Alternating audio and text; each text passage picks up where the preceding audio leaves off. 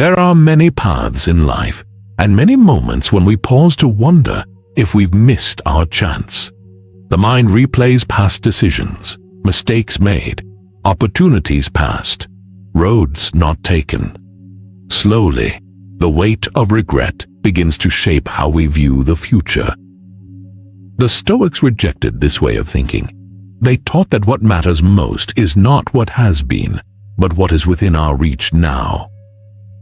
The past is fixed, the future is uncertain, but the present, this moment, is always within our command. This is the foundation of Stoic thought. Control what you can, accept what you cannot, and act with reason and virtue in this moment. The phrase, "it's never too late," is not meant as an excuse to linger in hesitation. It is a quiet call to rise from delay and begin again. No matter how far you have drifted from your values, from discipline, from purpose, you can return now.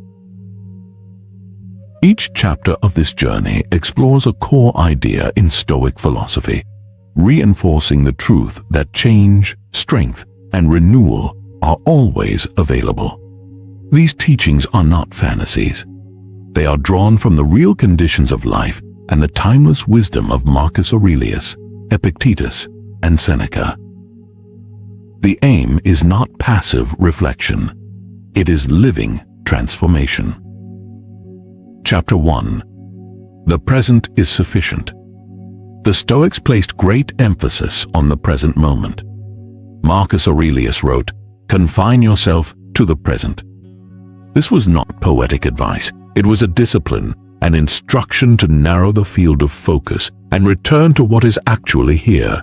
The untrained mind drifts constantly between what has passed and what might come. It revisits old experiences, reimagines different outcomes, and projects fears into the future. The Stoics urged us to cut through this noise. Life does not unfold in memory or prediction. It unfolds now. When people believe they are not yet ready to act, they enter a mental loop. They postpone decisions, hesitate at each step, and wait for the perfect moment. Confidence, inspiration, approval. Over time, this delay becomes habitual. Days blend into one another without direction. The person remains where they are, convincing themselves that more preparation is needed. The Stoics saw this clearly. It is an illusion. Acting now with whatever clarity is available is the only stable path forward. Epictetus reminded his students that every situation contains material for the exercise of virtue. Every obstacle is an opportunity to practice wisdoms, courage, justice, or self-control. External events may belong to fate, but your response belongs to you. This perspective places responsibility, and therefore power, back into your hands. The present moment, no matter how uncertain or difficult, can always serve as a training ground for character. Many people speak as if they are too far gone to change. They point to missed chances, lost years, or failed efforts, and allow these memories to define how they see themselves. Over time, these thoughts harden into internal habits. They repeat silently until they start to sound like truth. But the Stoics were clear. This belief has no logical foundation. It is a construct born of repetition and emotion, not clear reasoning. At any moment, you can shift from identifying with your mistakes to identifying with your capacity to choose. A single honest decision can shift the direction of a life. One deliberate choice made with intention today is enough to restore a sense of clarity and momentum. The decision to act with discipline does not ask for anyone's permission. It does not depend on past success or external validation.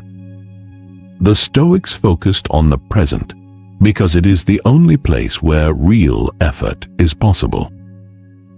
When a person chooses to train their mind, to refine their behavior, or to change the tone of their life, they have already begun to reshape their reality.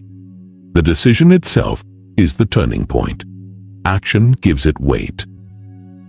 The moment someone acts with control, restraint, or clarity, they are no longer held captive by the habits of yesterday. The past is not the measure of what is still possible. The Stoics were clear. Transformation begins in the mind, but it becomes real only through action. The present is where effort has power. The past is sealed. The future is uncertain. Only this moment holds the space for clarity, choice, and execution. This idea is repeated throughout Stoic writings because it reorients the mind. When thought is spent on what cannot be changed or controlled, your position weakens. You lose the single tool that is always available to you, this exact moment. But when attention is directed here, fully and deliberately, even a single minute can hold deep meaning. Every clear choice reinforces your sense of agency. Training awareness, however, requires practice. The world encourages scattered attention. Notifications, constant voices, and digital noise create an environment that fragments thought. Over time, the mind mirrors this scattered state. The Stoics warned against letting attention drift unchecked. They built routines, asked reflective questions, and wrote daily to strengthen their ability to return inward. They treated presence as a skill, something to be trained the way strength is trained. It is not reached by accident. It is earned through steady repetition. Daily life is full of opportunities to practice this. In conversation, stay grounded in the words being spoken. Allow the other person to finish before forming your reply. Let your attention rest fully on understanding. At work, bring your complete focus to the task at hand. Resist the pull toward imagined outcomes or external judgments. When alone, choose stillness. Sit without input. Allow your thoughts to settle. Observe where your attention wanders and gently bring it back. This simple practice builds clarity. The present is not an abstract concept. It is where judgment is exercised. It is where decisions are made. It is where values are tested and revealed. Each time you return to the present in the face of distraction or difficulty, you strengthen yourself. You reduce emotional reactivity.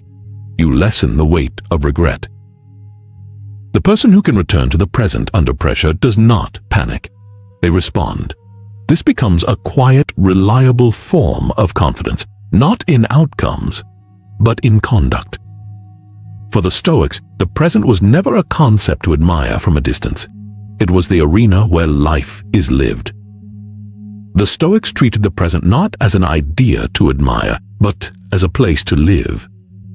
Marcus Aurelius often wrote to himself about returning to the task before him. Each day was a test of attention. He reminded himself that drifting into complaint or worry was the misuse of breath. The good life is not something you imagine. It is something you live now. When the mind is attentive, when the body is engaged, and when the soul is centered on reason, you are living in alignment. Training. This begins with simple awareness. Notice where your attention breaks. Identify what pulls you away from the moment. Then choose a short, neutral phrase, something personal and steady that you can use to interrupt that drift and bring yourself back. In conversation, hold the other person's gaze. Listen fully without preparing your reply while they speak. Let your focus rest on understanding. During work, set aside brief intervals, 10 or 15 minutes, of complete attention. Stay with one task without switching. At night, quietly review your day. Ask yourself, where was my attention strong? Where was it absent? Treat the answers not as judgments, but as guidance for tomorrow's practice. Presence is a tool for self-direction. It anchors decisions in what is real, observable, and within reach. It keeps the mind from being consumed by speculation, memory, or imagined threats. A present mind stays rooted in facts. It can assess what is directly in front of it without projecting into the future or retreating into the past. This leads to clearer judgment and a deeper sense of stability.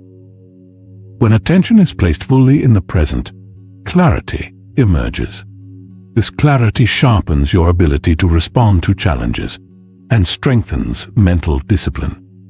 Each return to the moment is a small act of training. Over time, repetition turns presence into habit. With enough practice, it becomes the natural state of the mind. You begin to see events as they are, without distortion or exaggeration. You approach decisions with calm focus instead of reaction. You manage time and energy with intention. Presence becomes both an anchor in times of stress and a quiet focusing agent in moments of peace. Correction begins with awareness. You cannot change what you do not notice. The present provides the space to identify unhelpful beliefs and to redirect them. Clear judgment depends on weighing the reality of a situation against your principles, and that requires presence. Acting with reason depends on being able to assess and choose without haste. This, too, depends on presence. Everything else, memory, projection, fantasy, lies outside your control and often drains it. The present is where clarity begins, and it is where it must remain. Chapter 2. Regret is misused. Memory. The Stoics placed great emphasis on the present moment. Marcus Aurelius wrote, "Confine yourself to the present." This was not a suggestion, but a discipline, a reminder to narrow the field of focus. The untrained mind constantly drifts between past and future. It revisits old experiences, imagines different outcomes, and projects worries into what might come next. The Stoics urged us to cut through that noise. Life, they taught, does not exist in memory or prediction. It exists now. When people believe they are not yet ready to act, they often enter a quiet loop. Decisions are postponed. Steps are delayed. They wait for confidence, for inspiration, for the perfect moment, or for someone else's approval. Gradually, this waiting becomes habitual. Days blend into one another without direction. The person remains where they are, convincing themselves that more preparation is still needed. The Stoics saw this clearly. It is an illusion. They recognized that the only path to stability is to act now with whatever clarity is available. Epictetus reminded his students that every situation contains material for the exercise of virtue. Each obstacle, no matter how unwelcome, is a chance to apply wisdom, courage, justice, or self-control. He taught that while external events belong to fate, how you respond belongs to you. This perspective quietly places responsibility back into your hands. The present moment, however uncertain or difficult, can always become a training ground for character. Many people speak as if they are too far gone to change. They point to missed chances, lost years, or failed efforts, and allow these stories to define how they see themselves. These thoughts, repeated often enough, become internal habits. They loop silently, shaping perception until they begin to sound like unshakable truths. The person starts identifying more with their mistakes than with their capacity to choose anew. The Stoics taught that this belief has no logical foundation. It is not built on clear reasoning, but on repetition and emotion. In reality, a single honest decision is enough to shift the path. One deliberate choice made today, with intention, can restore direction. The decision to act with discipline requires no external approval. It does not depend on the past. The Stoics returned again and again to the present because it is the only place where effort carries weight. The moment someone chooses to train their mind, refine their behavior, or change the tone of their life, the process of transformation has already begun. The decision marks the turning point. Action gives it substance. When a person acts with control, restraint, or clarity, they are no longer bound by the habits of yesterday. The past is not the measure of what the future can hold. The Stoics made this point unmistakably. Transformation begins in the mind, but it becomes real through action. The present is where effort matters. The past is finished. Nothing in it can be redone. The future remains outside certainty. Only the present offers the ground for clarity, choice, and execution. This idea echoes through Stoic writings because it reorients the mind. When attention is spent on what cannot be changed or controlled, your position weakens. You lose the single instrument always available to you, this moment. When attention is fully directed here, even a single minute can carry meaning. Each clear choice reinforces your sense of agency. Training awareness, however, requires steady effort. The modern world encourages scattered attention. Notifications, endless voices, and digital distractions fracture thought. Over time, the mind begins to mirror this scattered state. The Stoics warned against letting attention drift without resistance. They treated focus as something to be cultivated deliberately, knowing that presence is the foundation upon which reason, discipline, and inner strength are built. The Stoics built daily structures to strengthen their ability to return attention inward. Routines, reflective questions, and writing practices. They treated presence not as something spontaneous, but as a skill to be trained. Just as physical strength is developed through repetition, presence is cultivated through consistent practice. You do not arrive at it by accident. You earn it through deliberate, structured effort. Daily life is full of opportunities to practice this. In conversation, anchor yourself in the words being spoken. Let the other person finish before forming your reply. Rest your attention fully on understanding. During work, bring your complete focus to the task in front of you. Resist the pull of imagined outcomes or external judgment. When alone, choose stillness. Sit without input. Allow your thoughts to settle. Observe where your attention drifts and gently bring it back. Through this, clarity grows. The present is not an abstract concept. It is the ground where judgment takes place. It is where decisions are made. It is where values are tested and revealed. Each time you remain present in the face of distraction or difficulty, you build inner strength. Emotional reactivity softens. Regret loses its grip. The person who can return to the present under pressure does not panic. They respond. This becomes a steady form of confidence, not in external outcomes, but in the quality of one's conduct. Stoicism did not treat the present as a distant ideal. It treated it as the place to live. Marcus Aurelius often wrote to himself about returning to the task at hand.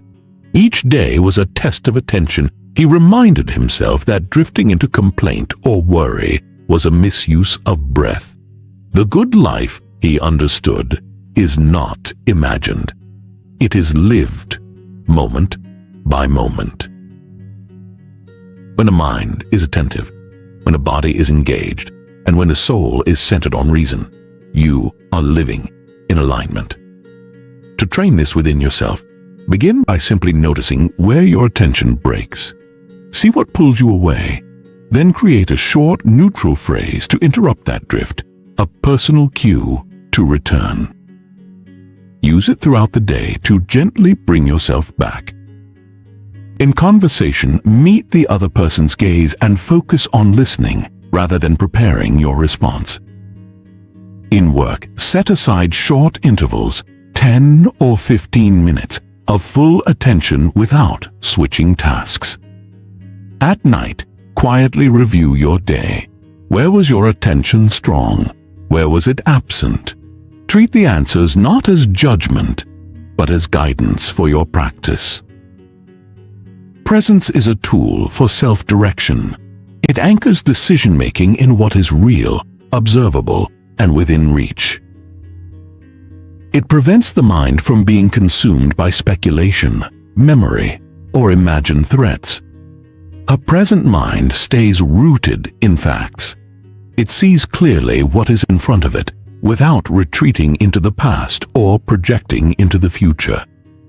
This way of living allows for clearer judgment and a deeper sense of stability.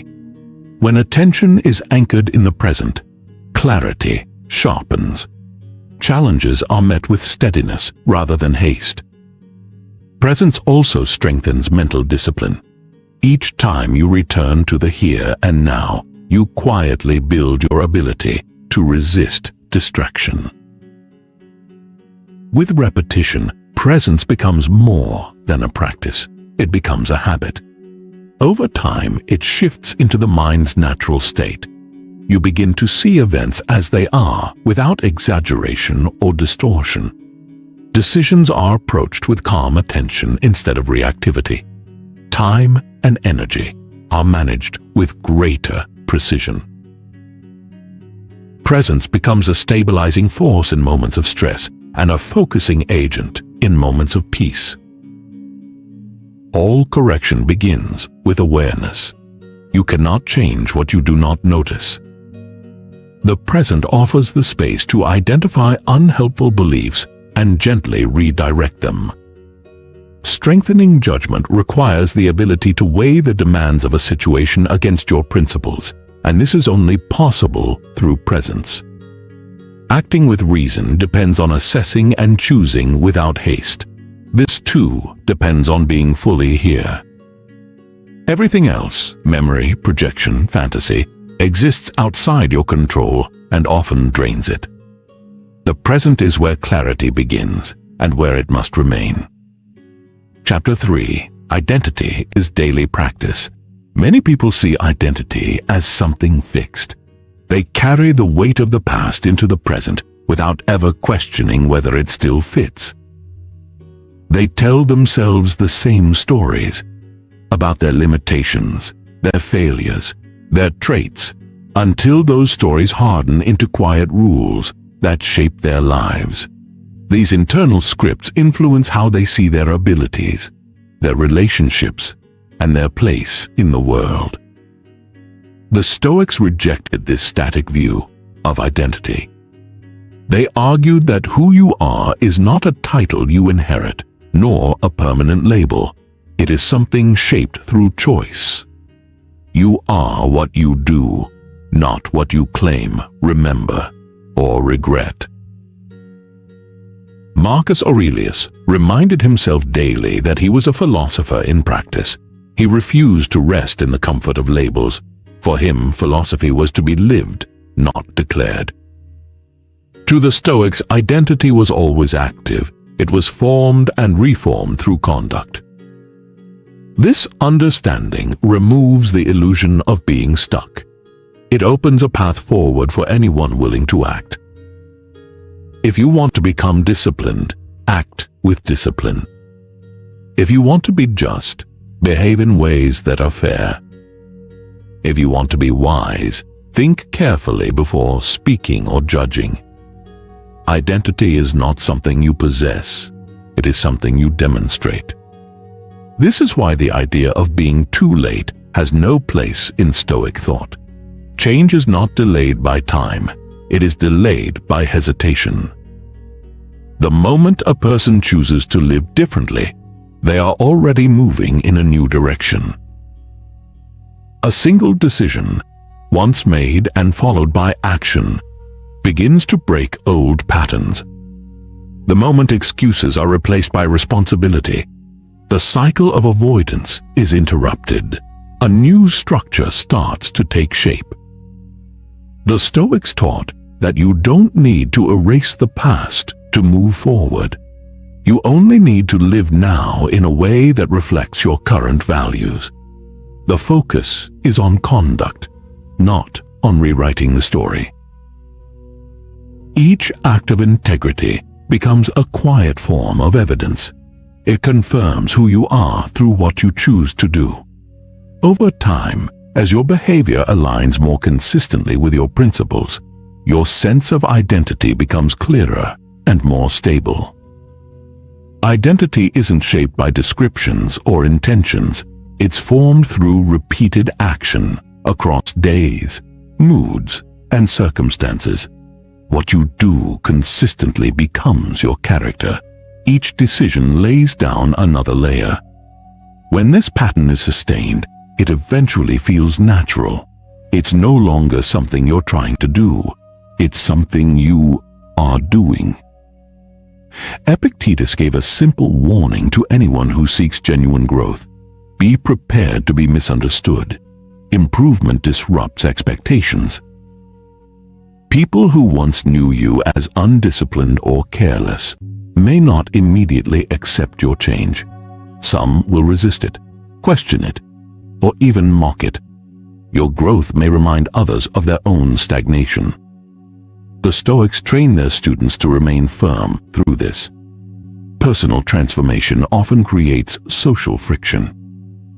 Some may reject you, especially if your discipline unsettles their comfort. This is not a sign of failure. It's a test of your commitment. Approval is not the Stoic measure of progress. Public recognition does not define character. Your aim is not to be admired, but to live in alignment with principle. The Stoics placed loyalty to reason above loyalty to opinion. If someone misunderstands the way you now live, that is their burden to resolve, not yours. Your responsibility remains with what you control: your behavior, your thoughts, your values. Shifting how you live can create distance. Often that distance is necessary. It creates space for clarity and allows those who value what you're building to draw nearer. Changing your identity can feel unfamiliar at first. The mind favors the comfort of routine. Even destructive patterns can feel safe simply because they are known. When you begin to act differently, resistance may arise. Doubt may surface. This is not a flaw in you. It is a natural part of the process. Repetition is the way forward. Each time you choose principle over impulse, you strengthen the new pattern. With continued practice, this pattern becomes the default. Subtle shifts begin to appear.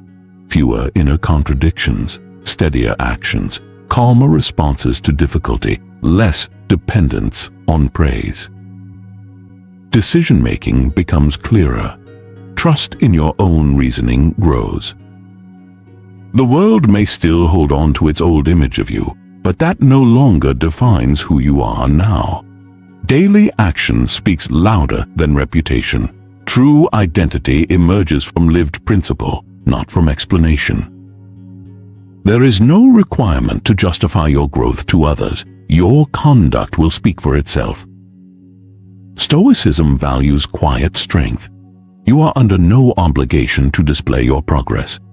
If your aim is to live with wisdom, courage, justice, or self-governance, let your actions express it without announcement. Each time you pause before speaking in anger, each time you return to your duty after a moment of distraction, each time you uphold a standard when no one is watching, you build quiet evidence. These small, deliberate acts shape your character. They train your judgment. They give direction to your life. Begin by clearly defining the identity you want to cultivate, grounded in Stoic principles: wisdom, courage, justice, discipline.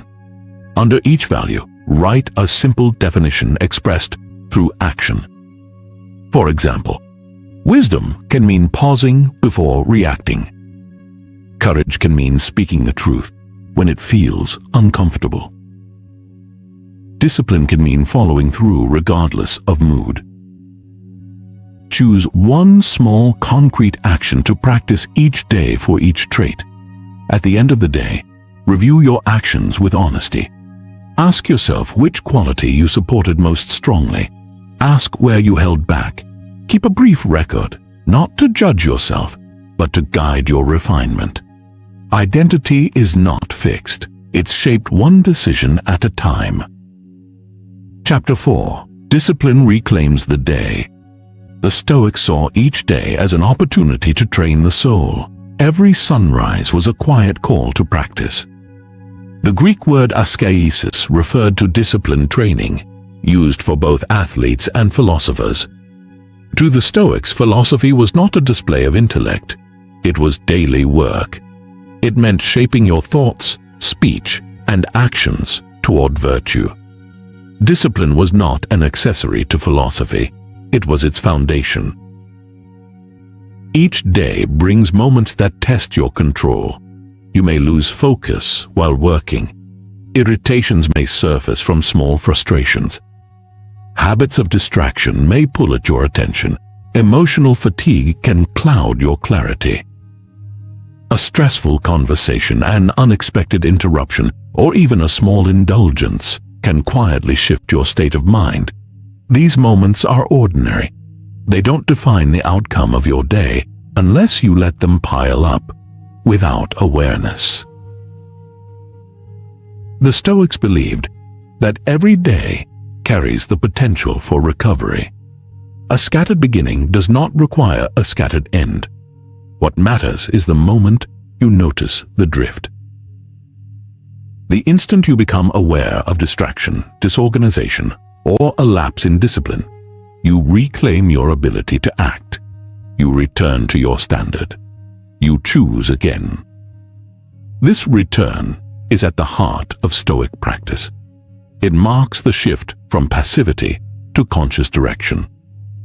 Marcus Aurelius reminded himself often that difficulty was never an excuse for retreat. Fatigue, reluctance, and resistance are natural, but they don't cancel responsibility. Discomfort is not a barrier. It's part of the training itself. Doing what is right when it's least convenient is what strengthens the mind. Discipline is not a single display of willpower. It's the steady application of structure over time.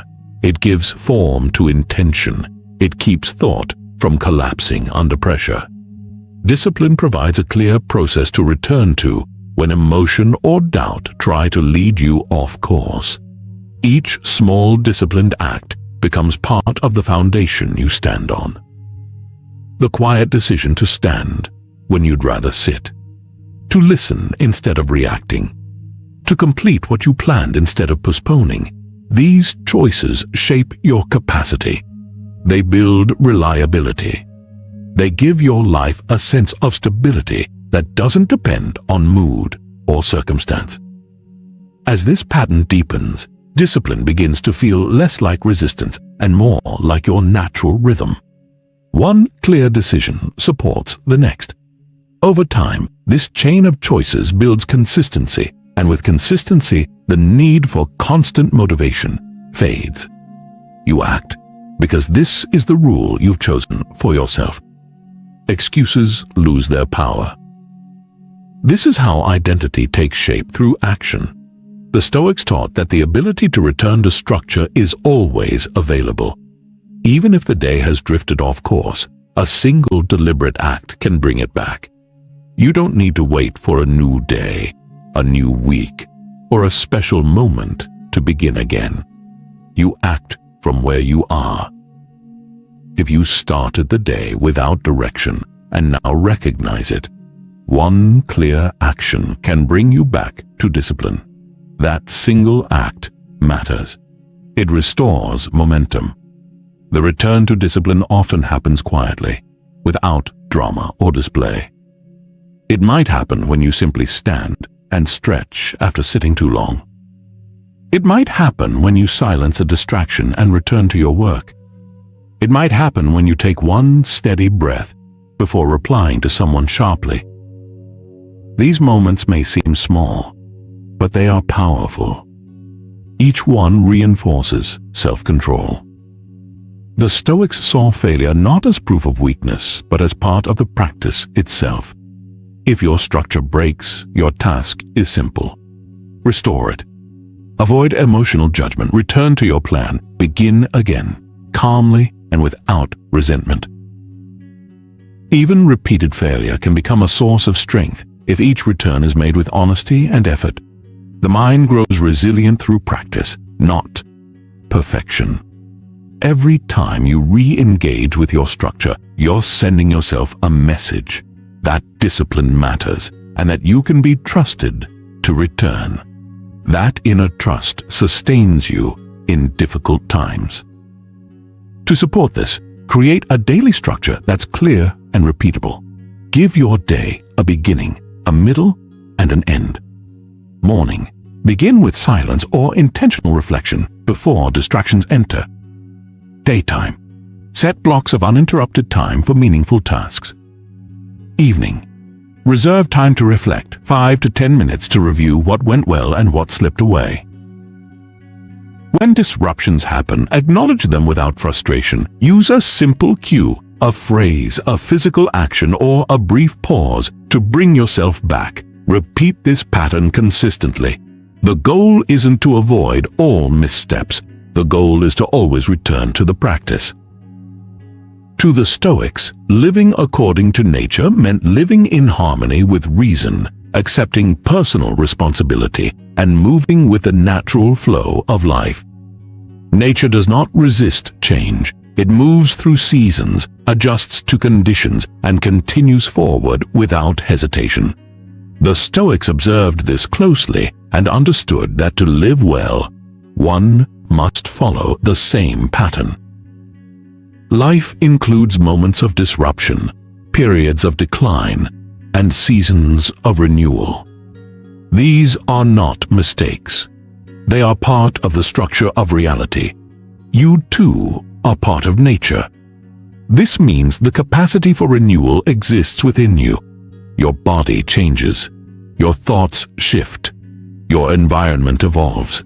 Change is constant, and Stoic philosophy was built with this truth at its center. When circumstances shift, priorities must adapt. When your understanding deepens, your choices must follow. Resisting change only creates strain. Aligning yourself with change brings clarity. Seneca wrote that every new day is a new life. This was not a poetic wish, but a disciplined perspective. Each morning brings a full opportunity to begin again. Yesterday is closed. Today is available. The only thing within your responsibility is the action you take now. You do not need to carry the weight of yesterday's mistakes. You bring forward only what you have cultivated, your clarity, your courage, your discipline. These are the tools for a new day. Nature does not regret winter. It enters a quiet state of conservation and prepares for spring. This preparation is steady and silent. You can do the same. Examine what no longer strengthens you. Notice thought patterns that create confusion, habits that scatter your focus, or beliefs that no longer serve reason. Let them go. Letting go is not weakness, it is preparation. It makes space for what is useful. Stoic renewal is grounded in principle, not emotion. You do not need to wait until you feel ready. You begin by acting in accordance with what you know to be true. Each time you act with reason, you strengthen your position. Even after disorder or failure, renewal is always possible. The only requirement is your willingness to return to principle. You do not need perfect conditions or flawless preparation. You begin from wherever you are. Nature repeats its cycles, but each day is still new. This reflects the Stoic view of progress. You are always free to return to the path of reason. There is no limit placed on renewal. Only the question, are you willing to begin again? Marcus Aurelius reminded himself each morning that he was a servant of reason. He prepared his mind to meet difficulty, to act with justice, and to accept what lay beyond his control. This preparation was a daily act of renewal. You can approach each morning in the same way. It's more than a routine of hygiene or work. It's an opportunity for correction. Ask yourself clear, simple questions. What is within my control? What must I do regardless of how I feel? What can I begin today that reflects my values? These questions align you with reason. They remove confusion and bring focus back to what matters. Renewal is not dramatic. It happens through quiet choices. The choice to rise with intention, to speak with care, to act in accordance with principle. These moments, though small, bring the mind back to clarity. They remind you that you are never bound to the past. The Stoics trained themselves to see each moment as material for virtue. That training begins again each day. Take a few minutes each morning to sit in silence. Write down 3 things. What is in your control? What is your responsibility? One action that will honor a Stoic principle today. This simple practice grounds you in the present and invites renewal, calmly, deliberately, without delay. Keep your answers specific. Avoid vague goals. Treat each day as a self-contained life. What you do today carries weight. Begin with calm. Commit with reason. Treat each return to principle as a quiet form of strength. Chapter 6. Strength comes from endurance. The Stoics saw endurance as essential to a strong character. Life brings difficulty. There is no condition where pain, failure, or opposition can be fully removed. Endurance does not mean accepting suffering passively. It means continuing to act with reason, even when conditions are harsh. To endure is to remain aligned with principle while facing discomfort.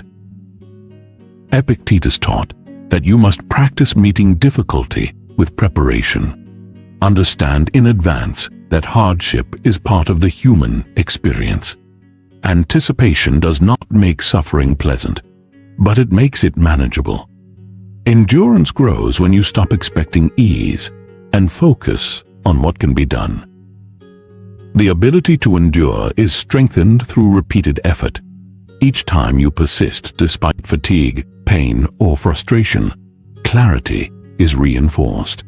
Each time you move forward in the face of criticism, failure, or silence, your values are refined. Your direction is confirmed. It does not depend on praise or convenience. The Stoics did not wish for an easy life. They sought a life they could meet with steadiness and reason. Endurance is the ability to maintain internal order, even when the external world is unstable. Marcus Aurelius reminded himself that life is resistance. Your mind must carry its weight without complaint. Complaint adds confusion. It does not ease difficulty. To endure is to focus on what remains within your control, your choices, your thoughts, your actions. This internal command allows you to move through difficulty without losing moral direction. Each day, choose one task that presents mental or physical resistance. Complete it without excuse. This might be a cold shower, a challenging conversation, or focused work under pressure. Approach it calmly, without rushing, without seeking comfort. Reflect afterward on how your mind responded. Strength grows each time you finish what discomfort attempts to stop. Chapter 7. Begin where you are. Stoicism teaches that action always begins from your current position.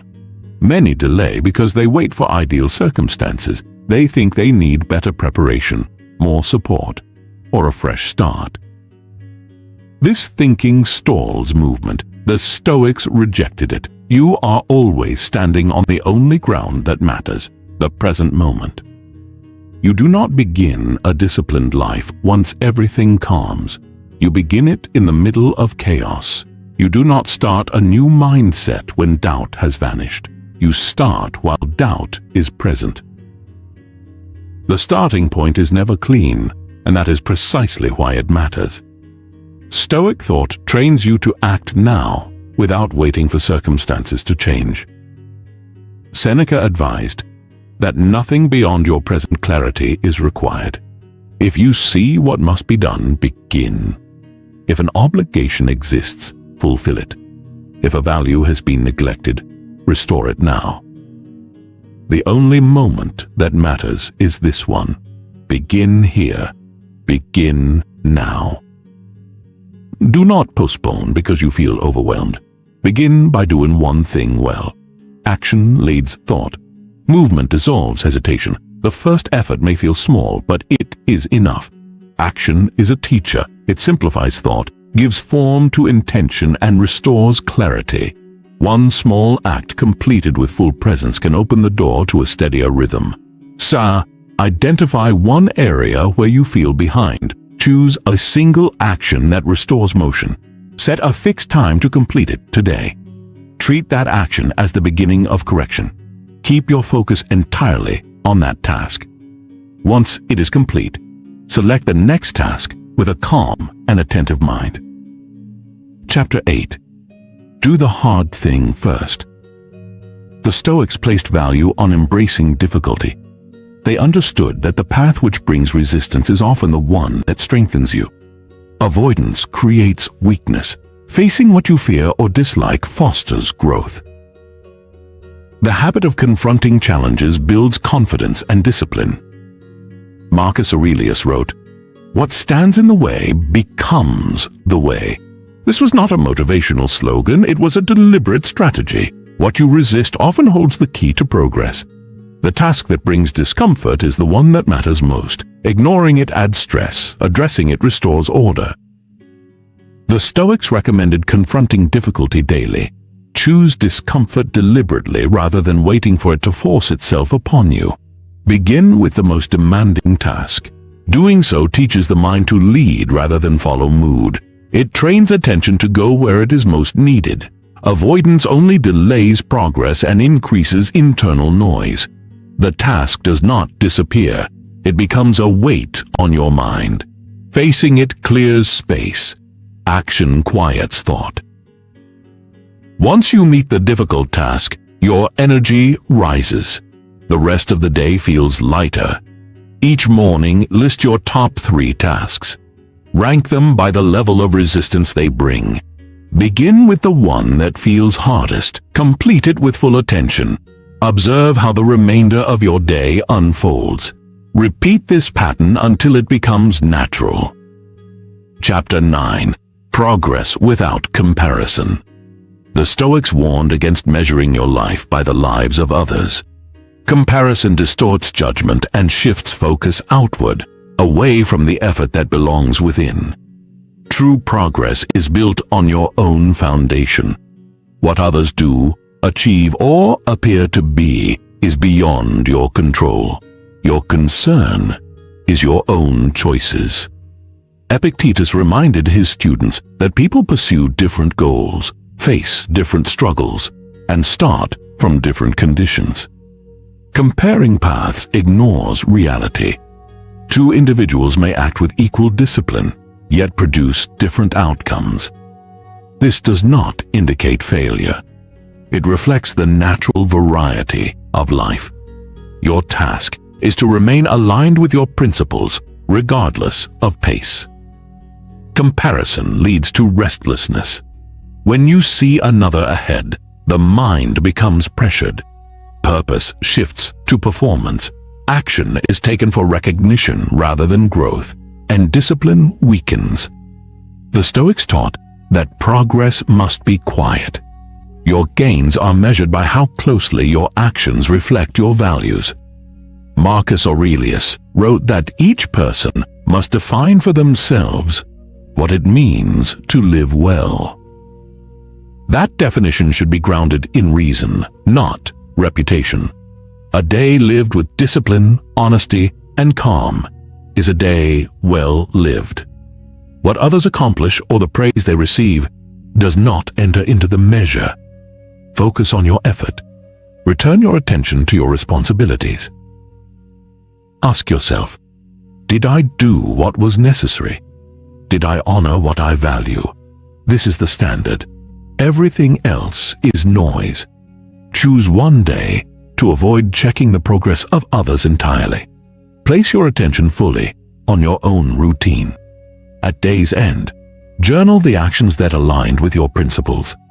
Track this progress daily, independent of external results. Let consistency, not comparison, define your direction. Chapter 10. Your return is the proof. The Stoics taught that no one is permanently fixed in failure. You can return to the path of discipline, virtue, and clarity at any moment. There is no threshold required to be worthy of a return. Acting now in accordance with principle is itself the proof that your values still live within you. Life will test your consistency. You will falter, break routines, or lose focus. The Stoics did not deny this. They accepted it as part of being human. Marcus Aurelius reminded himself that each time he drifted, he could return. This was not weakness. It was practice. The ability to return to your principles after a lapse demonstrates stronger growth than avoiding failure entirely. Each return strengthens your foundation of reliability. You are not discouraged by setbacks. You respond with correction. This response is strength in action. Each time you return, you confirm that your values are real. They are proven in practice, not claimed in words. The more frequently you return, the smaller the gap between misstep and correction. Eventually, recovery becomes immediate. This is the Stoic aim. Constant alignment, even through interruption. The Stoics did not pursue perfection. They sought clarity, responsibility, and steadiness. These qualities are revealed each time you return to order. When the day pulls you into disorder, your return is proof that discipline is real. The world may not see it, but you will know. At the end of each day, ask one question. Where did I return? Identify one moment when you drifted from your values and one moment when you corrected your course. Record both. This practice demonstrates that discipline is not destroyed by failure. It is strengthened by recovery. Use your return as evidence. It is never too late to act rightly.